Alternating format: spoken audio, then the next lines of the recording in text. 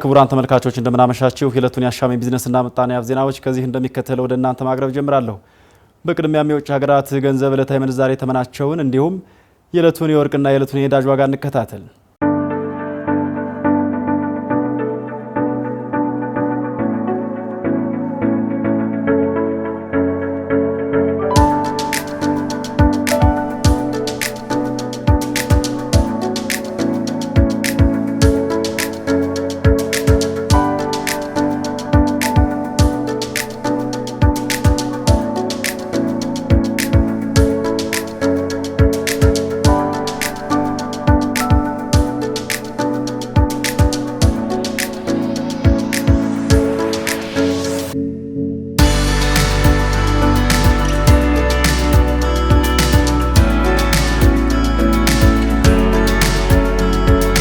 ተመልሰናል ተመልካቾች። ኢትዮጵያ ወደ ውጭ ከምትልካቸው የአበባ የአትክልትና ፍራፍሬ ምርቶች ከፍተኛ የውጭ ምንዛሬ እያገኘች መሆኑ ተገለጸ።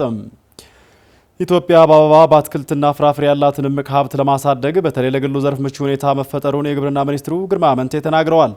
እንደ ሚኒስትሩ መረጃ ከሆነ ባለፉት 8 ወራት ብቻ ከዘርፉ $366 ሚሊዮን ተገኝቷል። ከዚህም ባሻገር በርካታ ቁጥር ላላቸው የሀገሪቷ ዜጎች የስራ ዕድል መፍጠር መቻሉን አብራርተው ተናግረዋል።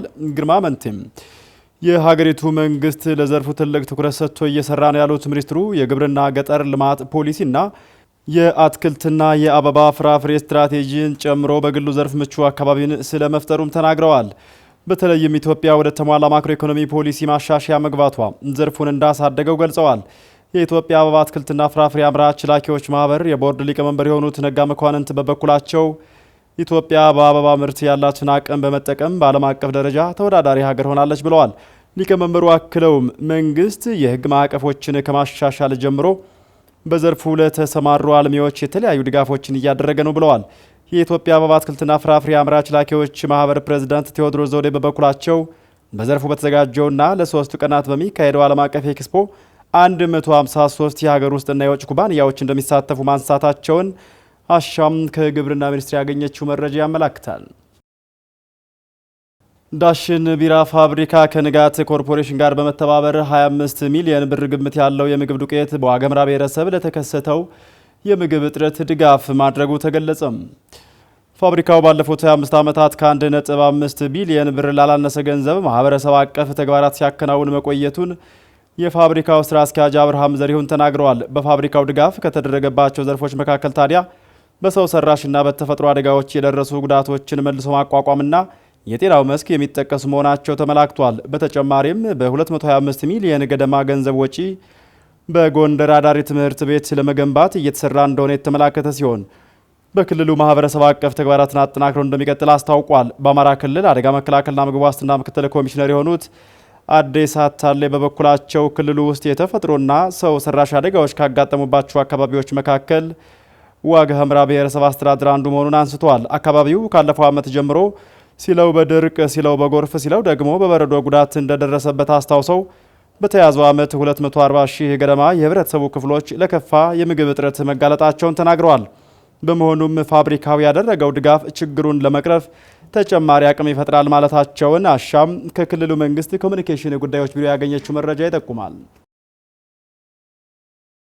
ከዓለም አቀፍ የዜና አውታሮች ወዳገኘናቸው የቢዝነስ መረጃዎች ስናመራ ፕሬዝዳንት ትራምፕ የዓለምን ኢኮኖሚና የዓለምን ንግድ እንቅስቃሴ ለመቀየር መዘጋጀታቸው እየተዘገበ ይገኛል። የአሜሪካው ፕሬዝዳንት ወደ ሀገራቸው አሜሪካ በሚገቡ ሸቀጦች ላይ ከፍተኛ ታሪፍ ሲጥሉ ተፈጻሚነታቸው አጠራጣሪ እንደነበር ቢቢሲን ጨምሮ ዓለም አቀፍ የመገናኛ አውታሮች በመዘገብ ላይ ናቸው። ይሁንና ፕሬዝዳንቱ በተናገሩት መሰረት ወደ ሀገር አሜሪካ በሚገቡ ሸቀጦች ላይ ጥላለው በሚል የዛቱትን ቀረጥ ተግባራዊ በማድረግ ላይ ናቸው ብለዋል ዘገባዎቹም። እንደ ዘገባዎቹ አመላካችነት ከሆነ ፕሬዝዳንቱ ወደ አሜሪካ በሚገቡ ሁሉም ምርቶች ላይ ሁሉን አቀፍ ታሪፍ በመጣል አዲስ ዓለም አቀፍ የንግድ ስርዓት በማዋረድ ላይ ናቸው። ፕሬዝዳንቱ አሁንም ቢሆን ወደ ሀገራቸው በሚገቡ ምርቶች ላይ ታሪፎችን ጥለው እንዳላጠናቀቁ የተመላከተ ሲሆን ሌሎች የዘርፉ ባለሙያዎች በበኩላቸው የትራምፕ እቅድ የተገላቢጦሽ ሲሆንና አሜሪካ ዳግም ለንግድ አጋሮቿ የተመቸች ሀገር ልትሆን ትችላለች በማለት ላይ ናቸው ብሏል ዘገባው። ፕሬዝዳንቱ የሚጥሉትን ታሪፍ ከቀጠሉ የንግድ ልውውጡ እንደሚዛባ አስቀድመው በተለይም የዋጋ ጭማሪው በዓለም ዙሪያ የሚኖረው አጠቃላይ ወጪ $1.4 ትሪሊዮን ሊሆን ይችላል ያለው ደግሞ የአስቶን ዩኒቨርሲቲ ባስጠናው ጥናት ነው። ዘገባው የቢቢሲ ነው። የአውሮፓ ህብረት ለትራምፕ ቀረጥ ምላሽ ለመስጠት ጠንካራ ዕቅድ ማስቀመጡን የህብረቱ ፕሬዝዳንት ተናገሩ። የአውሮፓ ህብረት ኮሚሽን ፕሬዝዳንት ቮንደርሌን አውሮፓውያን ከአሜሪካ በሚመጣ የንግድ ልውውጥ ውስጥ ፍጹም ተስፋ መቁረጣቸውን ተናግረዋል። በማከልም የታሪፍ ጭማሪው በአውሮፓውያኑ በኩል እንዳልተጀመረ አስቀድመው ግልጽ ለማድረግ ያክል የፕሬዝዳንቱ ውሳኔው ስህተት መሆኑን እናምናለን ብለዋል። የህብረቱን አባል ሀገራት ብልጽግና መጠበቅ ግዴታ አለብን ሲሉ ያከሉ ሲሆን በዓለም ላይ ትልቁ የመደራደሪያ ገበያ እንዳላቸው አስቀድመው በህብረት ያጌጠ ጥንካሬም አለን ሲሉ ተደምጠዋል። በመሆኑም የህብረቱ አባል ሀገራት የኢኮኖሚ ጥቅማቸውን ለማንም አሳልፈው እንደማይሰጡ ማሳየት ይገባናል ብለዋል። በዓለም የንግድ ነባራዊ ሀቅ ውስጥ መሰል የንግድ ላይ ዕቀባዎች ቢኖሩም ፕሬዝዳንት ትራምፕ ያሳለፉትን አይነት ቀረጥ ግን አግባብነት ያላቸው ባለመሆናቸው የምንታገሳቸው አይሆኑም ብለዋል። ታሪፍ ማለት በሰዎች የሚከፈል ግብር ማለት ነው ያሉት ፕሬዝዳንቷ አክለውም አሜሪካውያኑ ታሪፍ የመጣል ፍላጎት ካላቸው በግሮሰሪዎቻቸው ላይና በመድኃኒት ቤቶቻቸው ላይ መጣል ይችላሉ ሲሉ ተደምጠዋል በሚል የዘገበው አልጀዚራ ነው።